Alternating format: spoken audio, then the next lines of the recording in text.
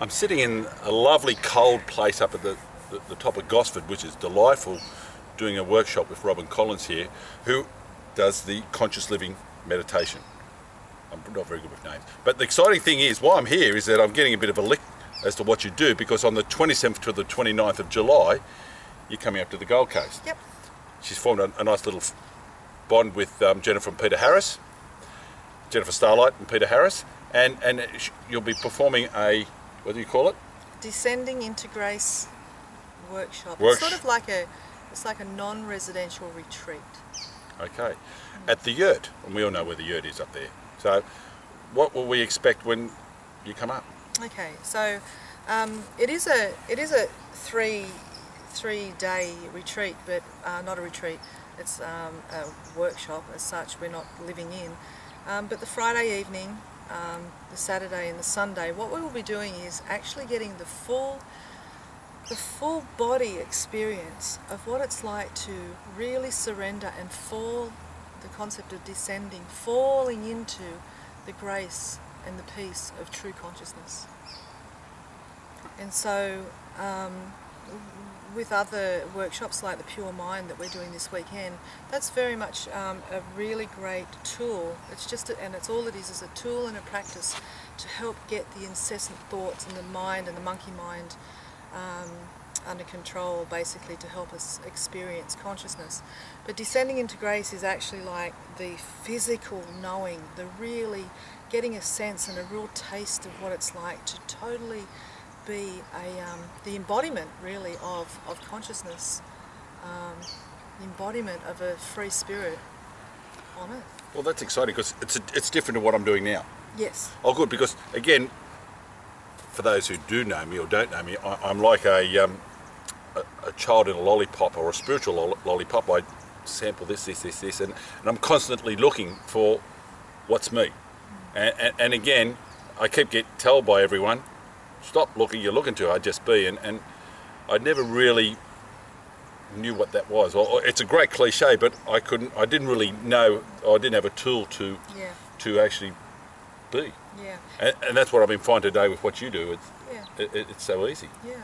And there are a lot of tools, there are a lot of pointers, there's a lot of books, there's a lot of modalities that actually point us in the direction, but a lot of it is all knowledge and all words, and this is the difficult thing. We get told, we hear it in words, but there's not a lot of teachings that get you to experience what that being is. So true being is not a thought or a concept or a knowledge. To really truly be able to experience yourself as a spiritual awakened, enlightened, if that's the word that you use, being, it can only occur through experience. Everything else will keep on pointing us to kind of getting a sense of it, but it will never ever take you to the place of true knowing, or true being, I guess the word is. And I know, because my experience is 20 years. I've been 20 years. I was 15 years before I was like the kid in the lolly shop, like you, tasting this, doing that, finding this technique.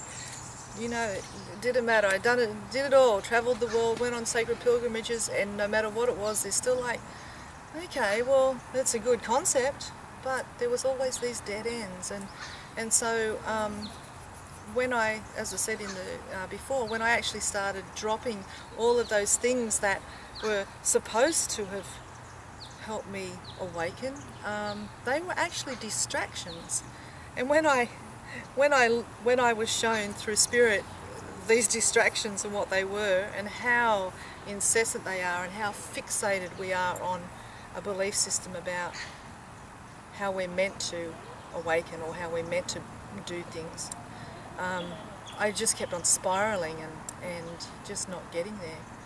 And so when Spirit actually, just in one moment, when I had actually said, you know, I'm over it, I was saturated in every modality, and it was in that moment where I basically threw it all away.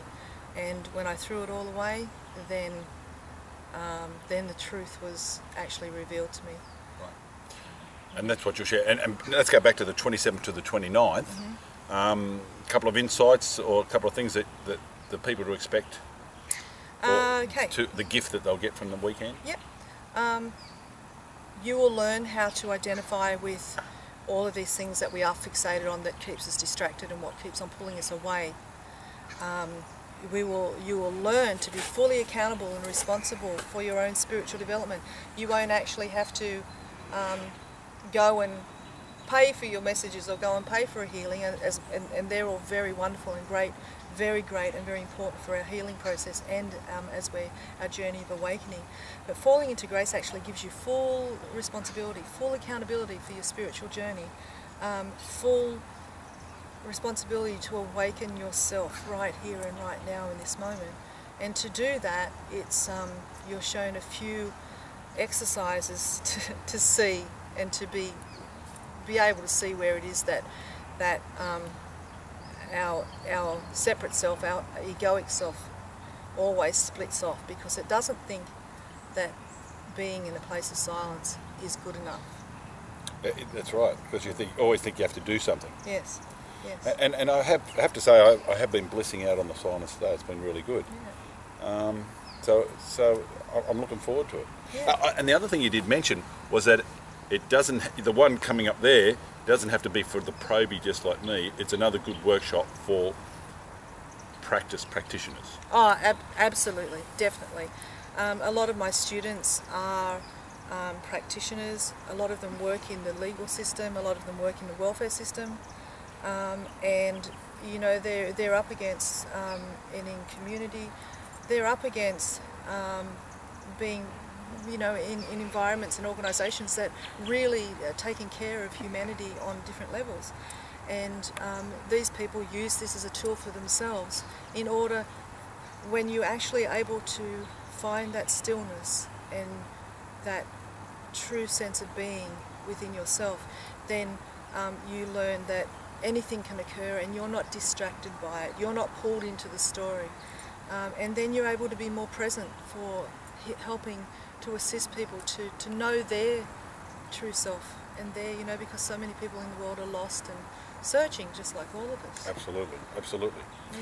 Well, that sounds really exciting. So if you want to know more, there is a link to Robyn's website somewhere near this video. If it's on Facebook, it will be above. If it's on YouTube, it's sitting down below. So click onto it, get in contact with Robyn. Or Cameron. Or me. And come along.